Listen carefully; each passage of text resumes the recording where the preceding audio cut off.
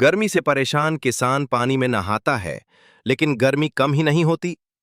गुस्से में वो पास बैठे कुत्ते को उठाकर जमीन पर पटक देता है। डर के मारे कुत्ता आइडिया लगाता है, बर्फ का पेड़ उगाता है, हर दिन ढेर सारा पानी डालता है और कुछ ही दिनों में बर्फ का पेड़ तैयार हो जाता है। अब उस पर खूब सारी बर्फ लगती है। कुत्ता बर्फ तोड़कर लाता है और किसान के पूल में डाल देता है। अब किसान मस्त ठंडे पानी में नहा रहा है, मजे में है, पर बेचारा कुत्ता एक कोने में बैठा रो रहा है, क्योंकि कोई उसे लाइक नहीं करता।